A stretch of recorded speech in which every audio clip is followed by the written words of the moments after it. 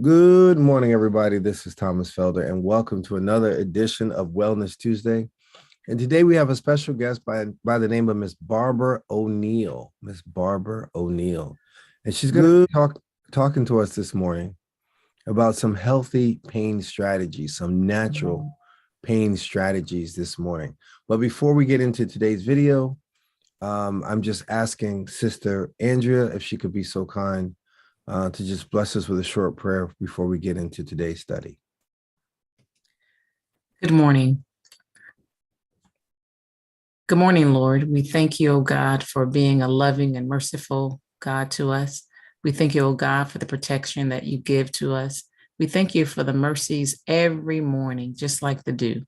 We ask, O God, that as we start this program and this learning session about health, that you will open our minds and our hearts, continue to bless our families and every household represented on this call. Amen. All right. BP, if you could just read through that disclaimer quickly so we can get going. Okay, we read through it. We just want to let everyone know that the songs and videos which are written or performed by other artists or groups or presenters will lay no claims to their ownership here at the TNT Worship and Prayer Call Ministries. And for all copyrights, please revert to the song author or copyright holders. The Zoom worship service is not for commercial use. Please enjoy offerings of praise, worship, and the word for today. Amen. Thank you so much, BP. So here's Miss Barbara Oneill with a presentation on natural pain remedies.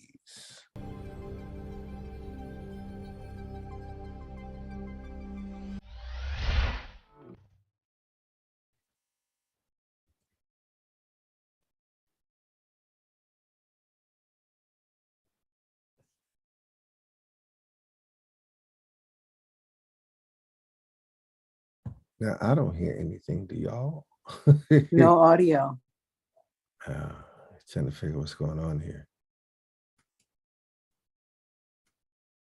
Tell you what I will do, Thomas, with your permission, I can share mine. Yeah, that makes sense. But I'm just trying to still figure out what's going on. Here you go. Oh, your share button. Did you It's hit debilitating. there you go.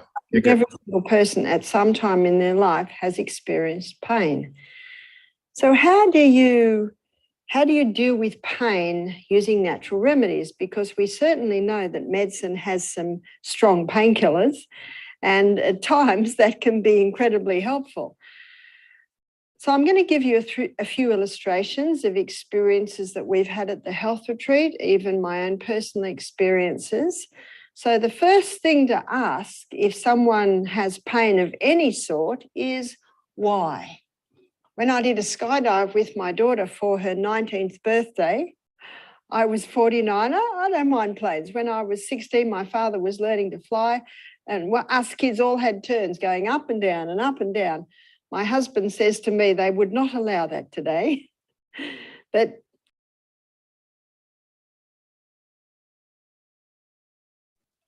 audio gone again. I will. Well, it was quite fun, but I didn't land quite right. I was supposed to hold my legs up, and you connected to another guy because I've never flown before, and you free fall for 3 minutes, and that's quite incredible. And then he pulls the parachute, and it's a parachute that went like that. And from time to time, he goes like that, and you spin around, and that was quite fun. And I'm supposed to hold my legs up, and his legs, and he had big, strong boots on, would land, and then he'd tap me, and I could let my feet down.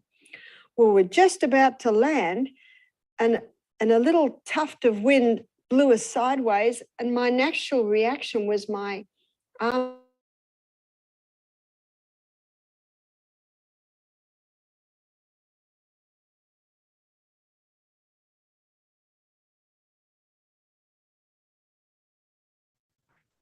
Can hear.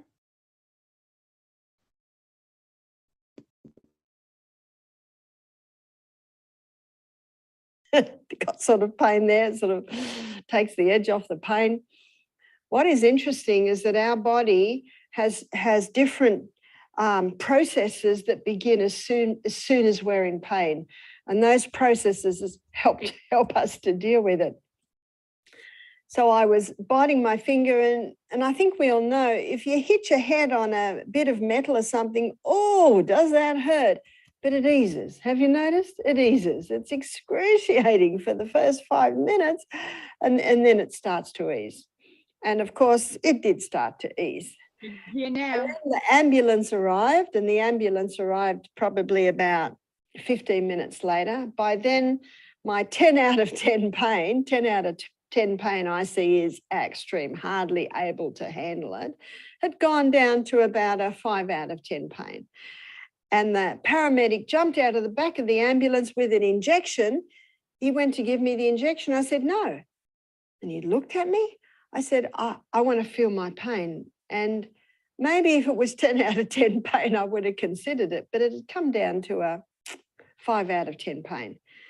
I said, no, I can handle this pain. I can handle a 5. And I think most people can handle a 5 out of 10 pain.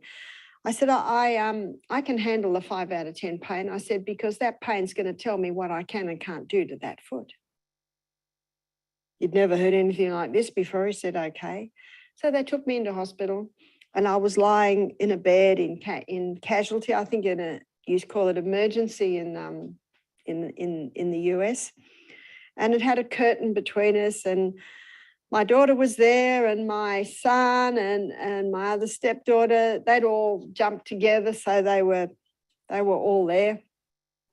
So I was lying in bed, just lying there, and my pain was, I don't know, 4 and 5 out of 10, which I think is manageable.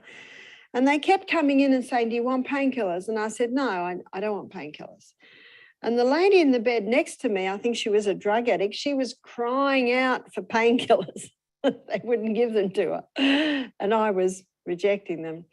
Anyway, finally the doctor came, and he looked at my foot, and I could turn my foot sideways. I could move it up and down. I could wiggle my toes.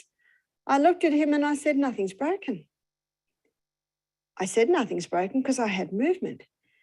And he said, oh, you really should have a x-ray. But he said, we're pretty caught up, so it's going to be 2 hours till you can get an x-ray. I said, nah, I'll be right. So my son, my big son, Peter, picked me up and took me out, and we drove home. And then that night I put a poultice on it. Now, what I put on my foot was a comfrey poultice. So let me write a few things that comfrey does. So comfrey is quite a remarkable herb. So comfrey contains a growth stimulant, so it stimulates rapid healing. And the sooner the healing happens, stimulant, the better, of course. It also is anti-inflammatory. An anti-inflammatory is important because that's going to keep the inflammation down. And I find in many cases, the inflammation's causing the pain, because that area of the body swells and that tightens, and all the nerve endings are getting stretched. That hurts. Also, it contains a lubricant, which can lubricate joints. But probably this is the one that is most responsible for the pain relief. So I had comfrey growing. In the summer, we grind up the leaves, the spring and summer, and in the winter, we grate up the root, because all the healing properties go into the root in the winter, whereas in the summer, they're in the leaves. So I put a comfrey poultice on my foot, and I went to sleep. And I was able to sleep, praise be to God. Whenever I put a poultice, I always pray. I say, Father in heaven, please add your blessing to this compress. Now, the next day, I had a plane ticket to the US. I've been planning this for 6 months. I was going to stay with my daughter for 2 weeks, and nothing was going to stop me. That's why I wanted to get home. And because I could move the foot sideways, up and down, wiggle my toes, I thought, I haven't sprained it. It's just, I've really just, sorry, I haven't broken it. I've just badly sprained it. Anyway, I had to have crutches to get to the airport. I got on the plane and everything was fine for about an hour. And then this started to boom, especially if I got up. If I was able to keep my foot up. Now, this is something that's so important with pain is you've got to listen. There are whole books written on this. You know what it's called? Mindfulness. So when my foot was up, my foot was happy. But if my foot went down, and the only time it went down is if I had to go to the bathroom. And when you're a water drinker, you got to go to the bathroom probably every few hours. And the flight's, 14-hour flight. Whenever I came back, this pain was getting up to a 8, 9 out of 10, and I quickly put it up. The air hostess came past and she saw that I was in pain, and she said to me, can I get you some painkillers? And I said to her, no, can you get me ice? So they brought me ice. I put the ice on and the ice got the swelling right down. Now, what I had to do with the ice, I put it on, and when it really started to hurt from the ice, I take the ice off. When that pain settled down, I put the ice back on. So I went on and off with the ice until the whole area was numbed. And I brought it back down to about a 2 out of 10 pain. And then I'll be all right for a couple of hours, and then it's time to visit the little house again. And so that's what I did on the plane trip. I got to my daughter's, and yes, they had to hire a wheelchair for me, and I had crutches. In fact, most of the pain was under my arms. Well, why have I got pain under my arms? Because my arms aren't used to putting their weight on this. But when I wasn't walking with crutches, it didn't hurt. I actually found it just easier to crawl everywhere. And my daughter's little boy, in fact, her little boy is about 6'2" now, but he was just a little baby at the time. I found I could carry him if I just kneeled around. And what I did was I went on my back and I did exercises every day. I'd lay on my bike and do bikes. I also did the hot and colds. So the hot and colds are also a very powerful way to deal with pain. So what do I mean by hot and colds? What I did was I got 2 buckets. And in the hot, we've talked about this in other presentations, the hot I did for 3 minutes. Because for that first 3 minutes, when you apply hot water to the body, it has a stimulating effect. So there's your stimulation. What am I stimulating? I'm stimulating blood. What's the point in more blood going to the area? Whenever you get an injury, the blood tends to sit or pool in that area. So when you bring fresh blood in, it drives the old blood out. And when you bring in the fresh blood, let's just recap what the blood contains. The blood contains red blood cells, and the red blood cells carry the nutrients. The red blood cells carry the oxygen. The red blood cells carry the water. And the red blood cells, they carry away waste. Isn't that everything we need when we've got a problem? And the blood also contains white blood cells. We looked at that when we looked at our immune system. They're basically your internal army. So that's what you're stimulating. When you stimulate with the hot water, you're stimulating more nutrients, more oxygen, more water, and more waste is being taken away, and white blood cells if they are needed. But after 3 minutes, everything starts to slow down. So now we put it in cold, and ideally the cold has a few ice cubes in it. And it is stimulating. Did you have your cold shower this morning after your hot? After my hot shower, I turned it down to cold. It's cold, but not cold enough. You know when it's cold enough, when you go, that's cold. That's the cold that you want. That's the powerful cold. Now that 30 seconds is also stimulating. The reason why the cold is so stimulating is that we're warm-blooded creatures. And when cold water touches, there's a reaction. And that reaction is, well, here's cold, move fast, move fast. So it's that reaction that causes the stimulating effect. But after 30 seconds, things are starting to close down again or slow down again. So we go back to the hot.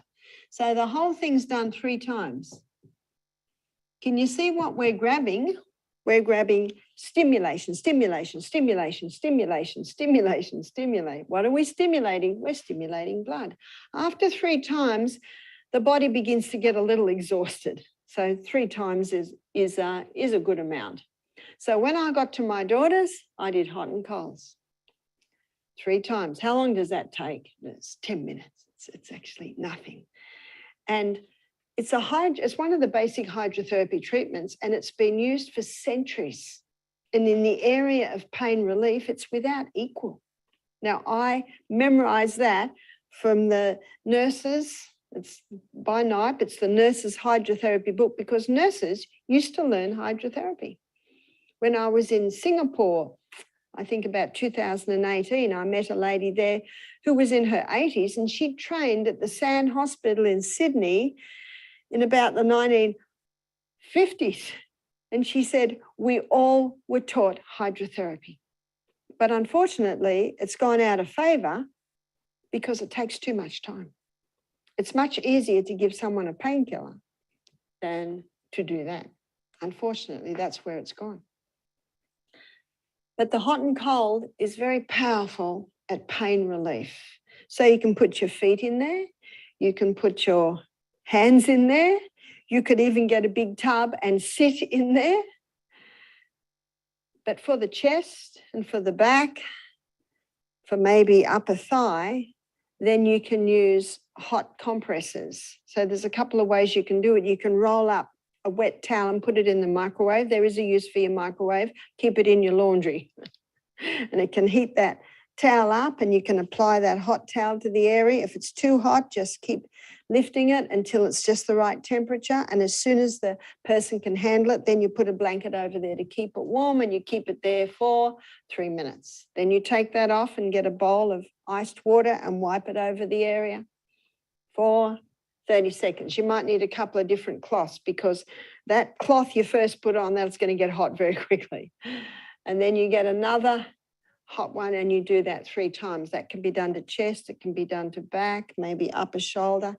But our exercise coordinator hurt his knee recently. Well, he would have 2 tubs on the ground, and he'd get on his knees and he'd put his knee in. Where there's a will, there's a way. Necessity is the mother of invention.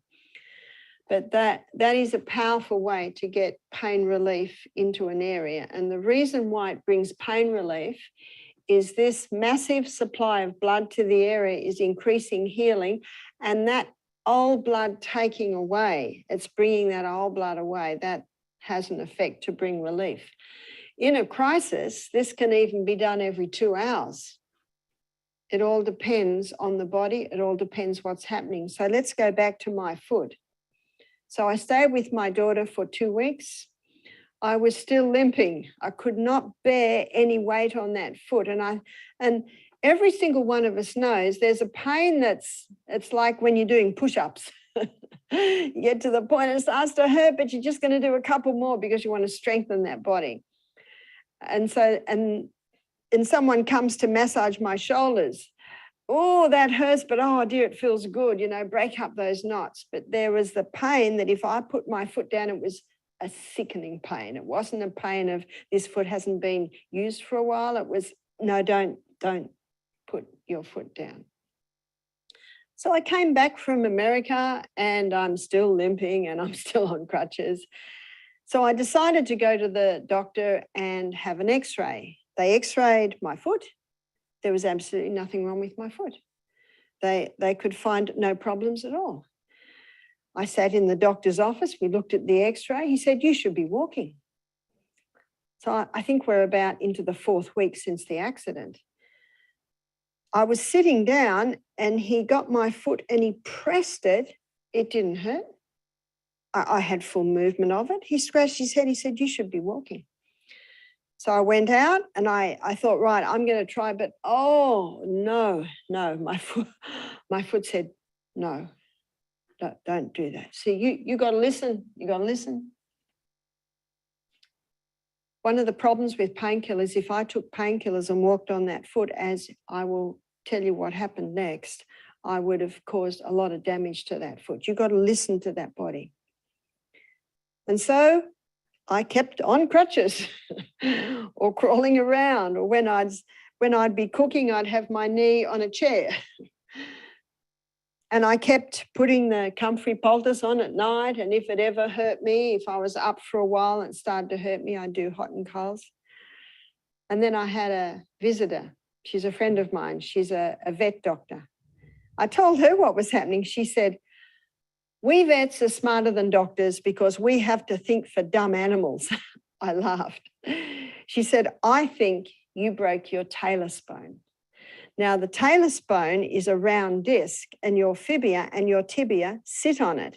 She said, when you had an x-ray, say this is my foot, it x-rayed sideways and it would not have shown a crack in that bone. She said, you will be on crutches for 10 weeks. With a talus bone injury. She said it will heal, but it's going to take time. So I decided to really boost my foot healing. So I did hot and colds twice a day at least, 3 times if I was able. I put the comfrey poultice on every night, and I had some comfrey cream that I put in through the day. It's got a growth stimulant. It's going to stimulate rapid healing.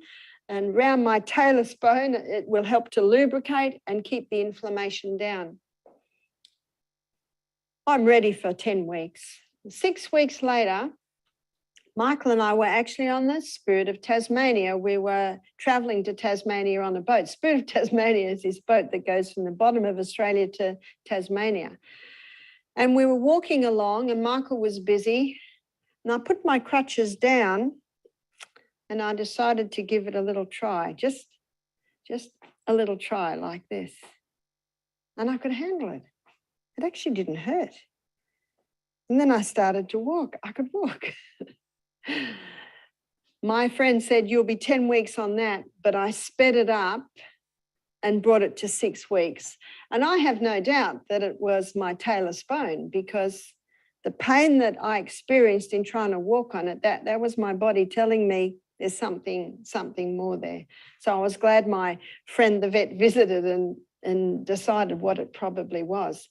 Because of the hot and colds I did on that ankle, because of the comfrey that I did on that ankle totally healed to the point is that ankle is as strong as my other ankle today. We live in an amazing body that has an inbuilt ability to heal itself. And I never took a painkiller. I managed all my pain with either the poultices, the hot and colds, or as I showed you when I was up in the sky, I used the ice. So water is an incredible thing. It can be used as liquid, it can be used as steam, and it can also be used as a solid, and that is in the ice. So every freezer should have a nice lot of ice in it. Ice should always be on hand for an injury. Ice can bring relief by getting that inflammation right down. But as I showed you, when you use ice, you put it on and then you put it off, and you put it on and you put it off. You keep doing that until you can handle the cold. I was reading in Japan that they often are icing bodies to do operations on them. So that's another subject again, but just to show that ice is an incredible thing. So if someone's in pain, we have to find out why they are in pain. So if someone comes to me and says, Barbara, I've got a very sore lower back, I can hardly handle the pain, I put my detective hat on. Remember Newton's third law of motion? To every action, there's an equal and an opposite reaction. The Newton's third law of motion was already defined in the Bible. I wonder if Sir Isaac Newton wrote or read, I should say, his Bible. So in Proverbs 26, verse 2, the Bible says, be not deceived, God is not mocked. Whatsoever a man soweth, that he shall also reap. I'm sorry, that's not found in Proverbs 2:26. That's found in Galatians 6, verse 7. In Proverbs 2:26, the Bible says that the curse causeless shall not come. In other words, no problem happens without a cause. So if someone's got a sore lower back, I begin to investigate. Oh, and then I discovered that the lady, she might be in her 60s, she had a car accident when she was in her 20s. Where did the car accident happen? Oh, from behind. What was the sore part? My lower back. Any more accidents? About 3 years later, a car came in from the side and they said that I had a bruised pelvis. Any more? When I was in my 40s, I fell on my coccyx. Can you see what's happening here? You got to investigate. She's got damage there. She's got some major damage. She said, a doctor told me that I had to be in a brace. I was in the brace for a couple of months and I went and saw another doctor and he said, no, get out of the brace. And he put her in a swimming pool and he got a physiotherapist to do physiotherapy with her. And that's what can also happen in places of injuries. Our muscles and our ligaments and our tendons, they can be strengthened to help compensate for damage in the bone. That's the good news. So can you see what I'm doing here? I'm investigating. And then I want to know how much water this person drinks. So that we're coming to the laws then, because if a person doesn't drink enough water, they're not going to have as much fluid between the joints. So they must be well hydrated. What's the diet like? Very important that the person be eating a plant-based diet because the body can't heal unless it has the nutrients. And those nutrients, remember, are high fiber, generous proteins and healthy fats, especially the greens with their minerals. Minerals glue us together almost, so we need those minerals. Exercise. And the person says, you don't understand, I can't exercise because I'm in pain. There will be a type of exercise that you can do.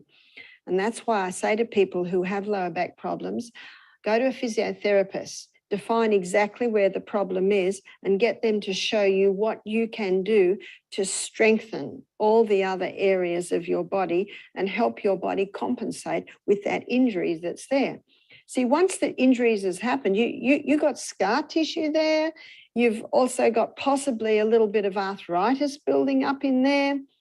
So there might be different things happening. And what I found with some people, they just want me to give them a herbal alternative to morphine. Well, there isn't one. Do you know, there are some things that can help a little bit, and we will be looking at those. So the true remedies is what you go to. You got to go to the temperance. You got to stop the caffeine, stop the alcohol, stop the refined sugar, stop the acid-forming foods that certainly can damage the bones. Every day, lie out in the sunshine. Let the sunshine go on your lower back. It'll feel lovely. Make sure you're getting oxygen so that when your blood comes to the area, it's got all the nutrients. You want top quality blood to come and heal. And to get top quality blood, you need to be adhering to all of this. Rest. We need to have 8 hours sleep a night so that rest and rejuvenation and regeneration can happen in the tissues. Listening to the body is absolutely number one. Remember what I did on the plane? Now, if the ice hadn't stopped the pain, and I knew it would, maybe I would have resorted to painkillers, but I never had to in my whole experience go to painkillers. I just used the ice. So how do I know that the ice was what to do? Because I know it gets the inflammation down and my pain started to reduce. I had plantar fasciitis, it was about 5 years ago. I wondered why my right foot was hurting so much. I was doing all sorts of things that was still in pain. So I went to the doctor and I said, I want to know what's happening to my foot. And it was the foot that I had landed on many years ago. I did that when I was 49, so I'm in my late 60s now. But this happened probably when I was 60 or late 50s. And I thought maybe it's a problem happening from when I did the skydive. And he had a look, he felt around my foot, and then he laughed. He said, you've got plantar fasciitis. I said, what? plantar fasciitis? He said, yes. Have you changed your running shoes? I said, I have. I'm doing barefoot runners now. He said, you've been going at the running too hard. You've stretched and inflamed your plantar fasciitis, which is on the bottom of the foot. He said that will take 10 months to heal. And that was it. He said, I could put a cortisone injection in to get the inflammation down. I said, nah, leave it with me. I'll work it out. So I started to do the hot and colds. Now I would be lecturing for 2 hours, and by the end of the lecture, I'm actually getting this foot up. It's, I'm getting to 8 out of 10 pain from just being on my feet for a couple of hours. I'd go home and I'd do the hot and colds, and I could bring the 8 out of 10 pain right down to 2 out of 10 pain.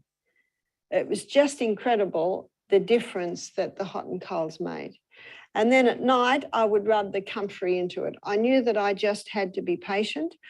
I also needed to be careful not to be on my feet on cement. I had to be careful with the shoes that I was wearing. I had to make sure I had well-fitting shoes. So I would say every day without exception, I did the hot and colds at least once. If possible, I would do it twice. I found to fit it in, you just have to make an appointment with yourself.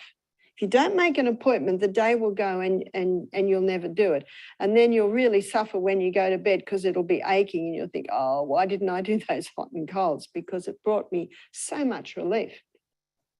And so this is what I continued to do. Now, this is probably 8 years ago. So I'm in Australia, and on the week off, I would travel giving lectures in different towns, and I would have 2 buckets in my car. And if I'm staying in a motel or a hotel, they always have a fridge, they always have a freezer, and they always have a kettle, an electric kettle, because people want to make teas and coffees.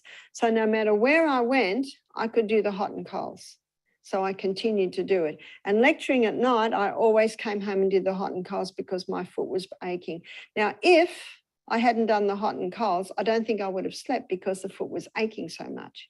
What would most people do? Just go and get a painkiller. The problem with a painkiller is you start to walk and stand on that foot when you shouldn't. It's actually telling you to stop and put your feet up. Took 6 months. And so what did the doctor say? 10 months. So I was able to bring it right down by just simply doing the hot and colds. So we had a lady do our program, and she did our program maybe 2 years after my experience, and she was limping. She was limping around like this. And I said, what's the matter with your foot? She said, I've got plantar fasciitis. I said, oh, how long have you had that? She said, 18 months. So 18 months she's been limping around with plantar fasciitis. And when it gets too painful, she takes a painkiller. And what happens then? She starts to walk on it when she should not walk on it. She should be putting it up. This is mindfulness. How frustrating is it when you go to a doctor who won't listen to you? I'm glad they're not all like that. How frustrating it must be to your body when it's trying to tell you to stop and you don't stop. If you push through that pain and keep going when the body says to stop, you're going to do more damage. And then it's going to take even longer. And so with this lady, she was a little overweight. Maybe she was about 40 kilos overweight. And of course, that also can make it hard when you've got extra weight on the area. So we did hot and colds on her every morning and every night. It was easy. She's in the health center. The equipment's all there. Within 2 days, she's just walking like this. She said, I can't believe it. I can't believe the results that I've just had in 2 days. We were also encouraging her to rub the comfrey cream in every night. Now, her plantar fasciitis isn't healed, but what's her body just said to her? Yes, this is what I want. So she went home, an excited lady, and she said, I'm getting buckets and I'm going to do this because it brought her so much relief. Such a simple tool. And that's why the why is a very big why with pain, because there is always a reason for pain. Everyone I know is managing something, and if you can manage it, you're doing very well. So let's go back to the lady with the sore back. She said to me, I believe there's inflammation all through my body. Why? Why? So when I investigated, I found this injury and that injury and that injury. And I said, it's time to move that body. The beauty of a pool is you've got no weight. But starting to move the body is important. And when you move the body, what you're doing is you're getting blood into the area. And, you know, a simple one is even just see this one that I'm doing here. All I'm doing is lifting my foot up. Can you see what my pelvis is doing? It's just going, and that is a beautiful releaser of that lower back and that pelvic area. In fact, when I went to the Cook Islands, I learned that the girls do that hula dancing, which is a move like what I just did. They're taught from young girls. And unfortunately today, they dress very, well, hardly any clothes on, and it's more a tourist attraction. But I said to the ladies there, this is such a good move for women's pelvises. It's just a pity that it's been commercialized and almost become a sexual thing. But especially women need to move that pelvic area. And there are certain moves that you can do on the ground. Now, I hope my cameraman's going to let me do this. I'm going to show you one that is specific for the lower back. And it's just this one. You might be aware of that one. And you'll find that when you do that, you can actually push yourself around even a little bit more. So, and do that on either side. That's great for releasing the back. And also lying on your stomach and pretending to swim. that also bends that back there. So your personal trainer, your physiotherapist, even osteopath, massage therapist can advise on all the things that you can do at home to get blood into that area. Again, that blood must be kept pure by your 8 laws of health. So you've got good quality blood that can heal, because it is the blood that is the healer. So encouraging blood into that area by movement, by exercise. Everyone must exercise. It's just not negotiable. So when someone's got lower back or joint pain, they must not run, and they can't run anyway. What they can do is they can rebound. So with lower back problems, I say to people, go to the gym and get on the rebounder, and you just start with this. That's all you do. That's called the health bounce. Even just backwards and forwards, just like this, and you'll get that rebounder moving a little bit. And if it doesn't hurt, then you can start jumping a little bit. If it hurts, what do? Stop. You just stop and go back to that. That's listening. You must listen, because your body will tell you what no man can tell you. So stretch that body, move that body. Let me tell you about another experience that I had. I had a man come to me. It was at a youth camp, and he was a young man. He would have been about 16, and there were about 100 kids there. And I was the health speaker. And these girls brought him and said, he's got a sore knee. Can you fix his knee? So I began to investigate. I said, have you injured the knee? Yeah, I tore a muscle in the knee, he said, about 2 months ago. I said, oh, what have you been doing? And he got a packet out of his pocket that was full of big pink tablets. And I knew straight away they were heavy painkillers. I said, who gave you these? Oh, my auntie, she's a doctor, and she just gives them to me. What he's doing is he gets up, takes the painkiller, and goes and plays soccer, and then goes and runs around all day. The painkiller is stopping the pain, but the pain is there to tell him, stop. I said to him, every time you take that painkiller, you are losing your message from your body that's telling you to stop. He said, well, what'll I do? I said, I think you've got to get a pair of crutches. I think you've got to start doing hot and colds to that. You've got to start doing poultices, and you've got to get that leg up. Oh, he did not like my advice. He just wanted me to have a cream or something that he could put on his knee and it would be instantly fixed. That's why I wanted no painkillers when I hurt my ankle. I wanted to hear. I wanted to hear the pain. We had a lady do our program, and she was on very heavy morphine for pain. She had stomach cancer. Now, we're not going to touch that morphine, because when someone is in advanced stages of cancer and they're in a lot of pain, it is mercy to give them something to ease that pain. Absolutely. I have no problem with that at all. Now, we discovered that her bowels hadn't moved for 6 days. And so we gave her herbs and water treatments, and we got the bowels moving. We got her gastrointestinal tract moving. Within 24 hours, she could halve her morphine. Within 5 days, she was off all morphine. That's why you've got to investigate why is it there. Now, every case is different. That's why there cannot be a blanket for every case. You've got to investigate and find out why the pain is there. And sometimes it's damage that has been done over many, many years. And then you've got scar tissue buildup. So when there's scar tissue buildup, you can apply a castor oil compress. What castor oil does is it penetrates very, very deep. So with castor oil, it penetrates very, very deep. And wherever castor oil penetrates, it breaks up lumps, bumps, adhesions. So castor oil compresses are excellent for breaking up scar tissue. And some people who had surgery maybe 20 years ago are starting to have problems because of the scar tissue. What's also important is hot and colds on the stomach, or a big tub where they can sit in the hot and sit in the cold. Then you're getting a massive supply of blood into the area. And then the castor oil compress. So with the castor oil compress, it can be used again and again and again. You are best not to take the castor oil by mouth. You basically put it on the outside of the body. I have met several ladies who were able to break down their breast lumps with castor oil.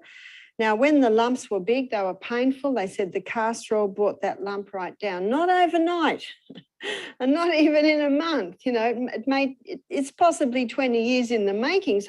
But the good news is it's not 20 years to go away, but little by little by little.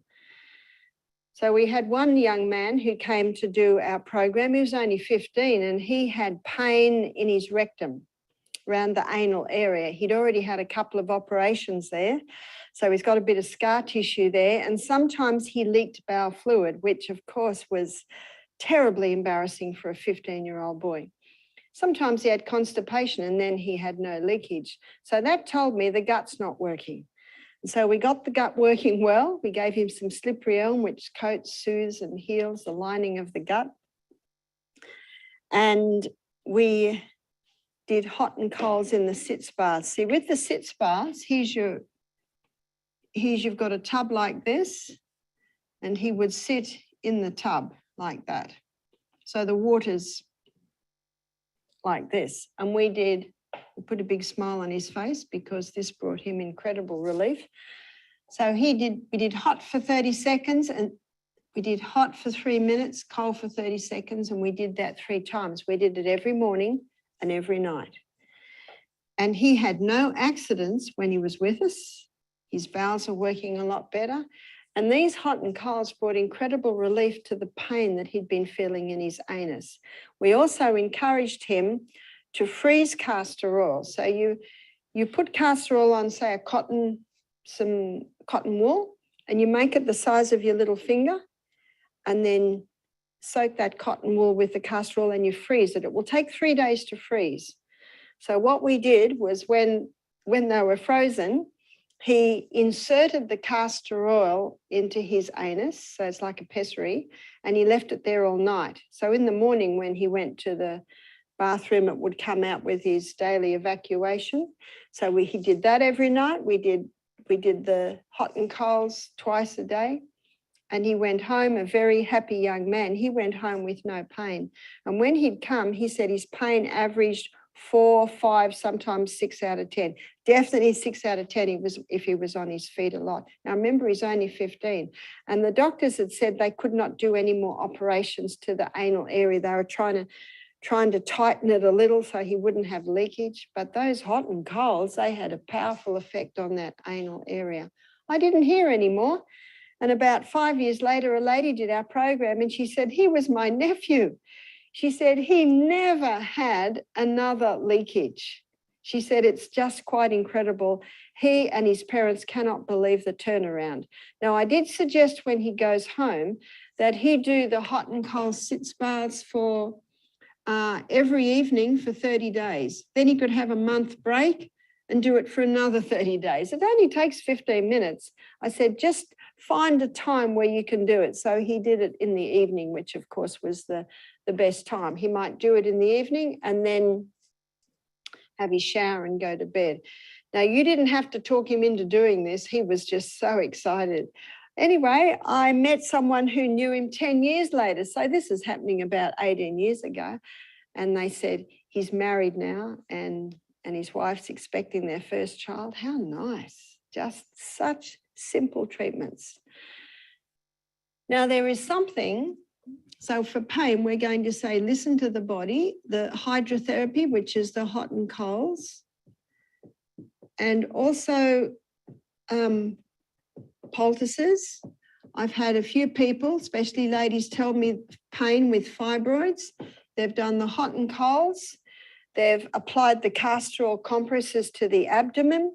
They've also applied a cream to help them balance the hormones because it's the imbalance that is feeding the fibroids.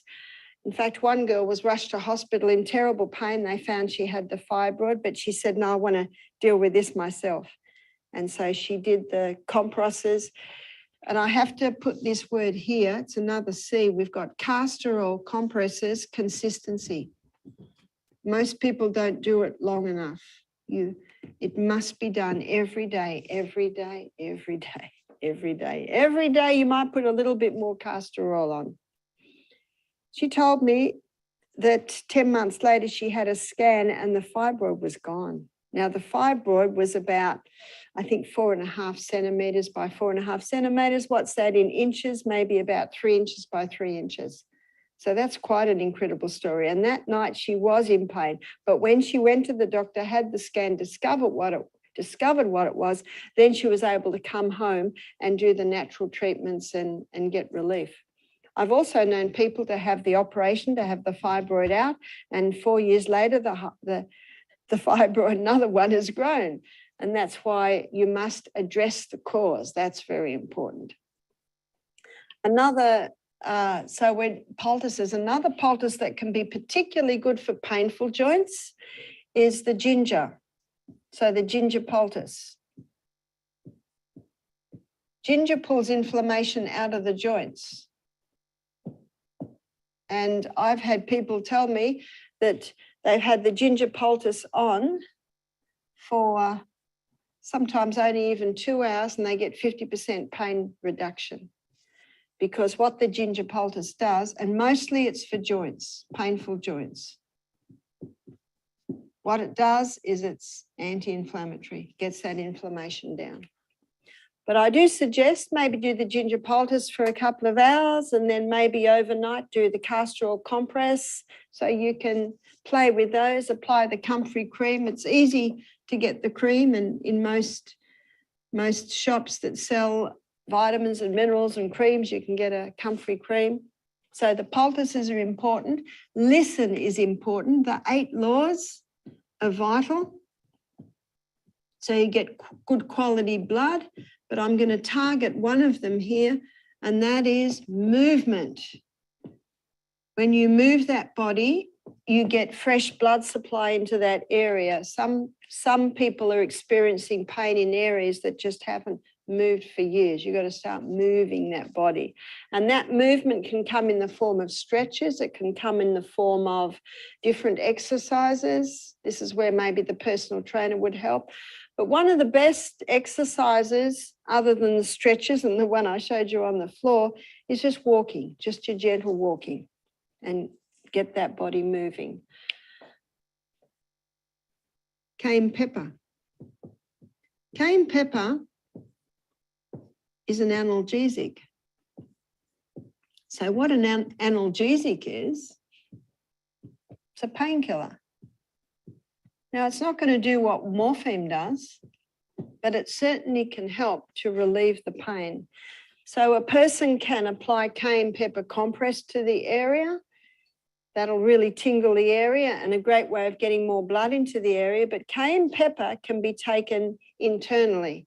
And a construction worker told me this when I was in Bermuda. He said, I've got a story for you. He's a big guy, works in construction. He said, I hurt my back.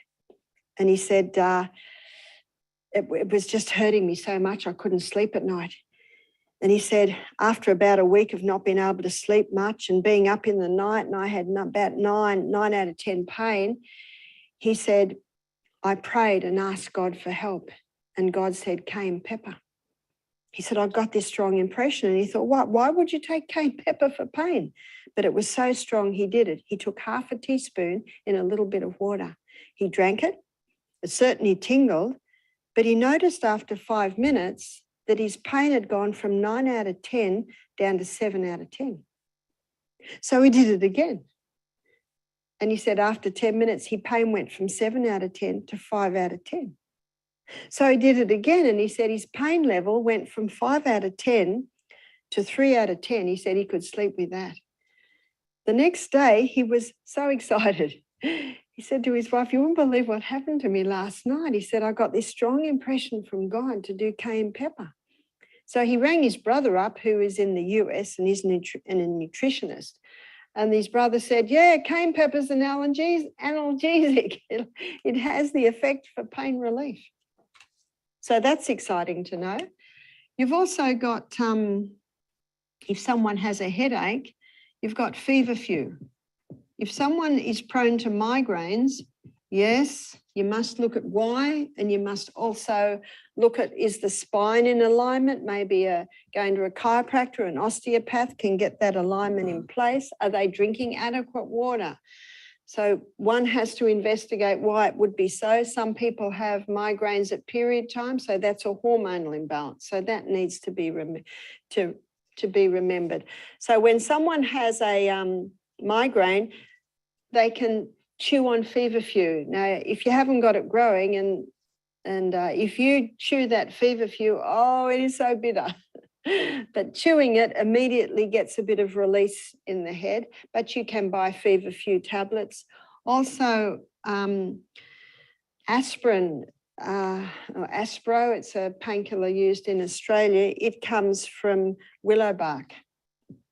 So willow bark also has an analgesic effect. But I say to people, don't expect it to do what Nurofen does. It'll often take the edge off. And the beauty of the willow bark tablets, you can take 2 every hour. You don't have to just take it 4th hourly like you would do for a painkiller. So these 3 are herbs that can be taken to bring relief. But remember, you got to look at why is that pain there, and take steps to remedy the source or the reason of that pain.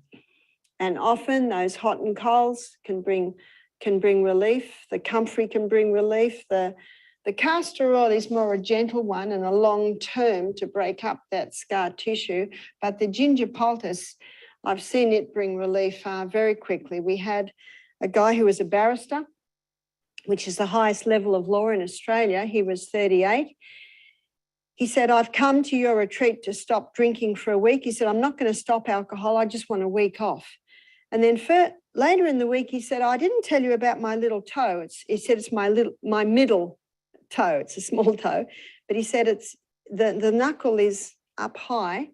He said, to the point where I can't wear shoes. He said, it's been paining me for 18 months. The doctor says it's gout. So we made a tiny little ginger poultice. And we wrapped it on, we asked God to bless it, and he went to sleep. The next morning, he came running down the hill. He's a very quiet man. He didn't say much, but he was yelling something, and we couldn't understand what he was saying. And he came running in with a big smile on his face. He said, the toe is back to normal, and I have no pain. That's incredible. Just one night on a ginger poultice. Now, it's not always that quick, but sometimes it is. But the good news is that through the lectures, he discovered that the alcohol is very acid forming and it's contributing to the gout, and so is the big steaks he have every night, the meat. And so in the last consultation, he said, I'm going to become a vegetarian and I'm going to stop drinking alcohol, because he said, I don't want any more gout. So that's the good news. He discovered that there was a better way of living. So I trust that you've heard little bits and pieces today that will enable you to help you conquer your pain. And understand too that we are given a body that has the ability to heal itself. And when we do have pain, there's a reason for that pain, and we need to find out what that reason is and implement the different strategies and principles that you can do to bring pain relief.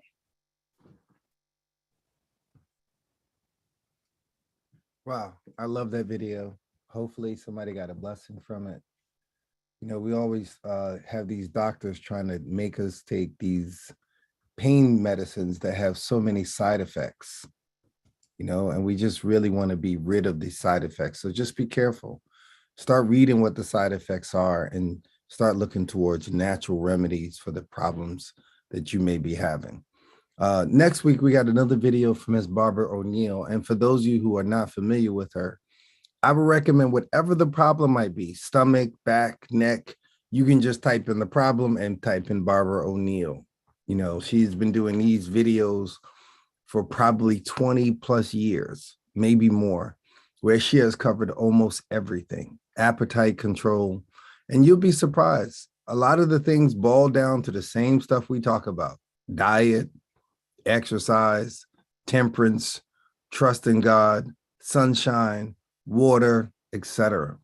90% of your problems when it comes to a health issue, you know, outside of some sort of car accident or something, you know, that some unnatural event, it's because of your diet. It's because of your diet. Your body is designed to be its own hospital and to heal itself. So I just wanted to share that with you. Tomorrow we're doing cover to cover. Thursday is Sisters Table Talk. Friday is Praise and Worship. Sabbath, we're back to cover. And this Sunday, we were going to do Speaking in Tongues. And I think we titled it Demonic Talk. But my wife gave me a video from the same guy we watched last Sunday. And boy, you thought you got a handful last Sunday. This one is the same guy when he was a lot younger. And she said to me, she said, this is a video of what you have been trying to tell people on the internet and people who listen to your services for the last 10 years. She said, let them hear this. Maybe they need to hear from somebody else. So I'm inviting you on Sunday. It's incredible. We're just talking about a real, sincere, closer walk with Christ and what that looks like. And if you want it, be on Sunday. You're welcome to invite whoever you like. Let's pray. Father in heaven, we thank you for your grace and mercy this morning. We thank you for helping us to learn what we need to do to take care of these temples, which are holy to you. We love you, Father. Give us the right desire and the right will to be of service to you. We love you. Keep us because we cannot keep ourselves. In your holy Son, Yeshua's name, amen, amen, and amen again. You guys take care. Have an awesome and incredible day on purpose. I look forward to seeing each of you at the gates of the kingdom. What would it profit us to gain the whole world and to lose our own soul? Until I meet you and greet you, walk with the King today and be a blessing. Today's call is officially over. Take care. I love you, Mama.